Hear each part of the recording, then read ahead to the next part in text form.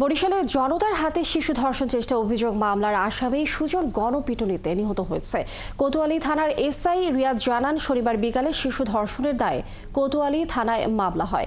সন্ধ্যার আগে 999-এ ফোন পেয়ে তারা ঘটনাস্থল থেকে গণপিটুনিতে আহত মনিরকে উদ্ধার করে। পরে শেরে বাংলা মেডিকেলে নিলে রাত 8টায় তার মৃত্যু হয়। এই ঘটনায় আইনগত পদক্ষেপ চলমান রয়েছে। এদিকে নিহতের পরিবারের দাবি, এলাকার মাদক কারবারিদের এড়িয়ে চলায় বাঁধন, স্বর্ণা, রুবেল মিলে সুজনকে হত্যা করেছে।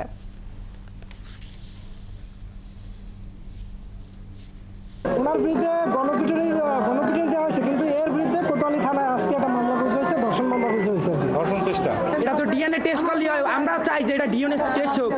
এটা যদি বাস্তব হয় হেলে আমরা আর কোনো বিচার চাই না, অর্থ বিচার হয়ে গেছে। আর যদি ডিএনএ টেস্ট হয় যে না ওইটা ভুল পুরাটা, হেলে আপনাদের কাছে আমরা ওদের বিচার চাই।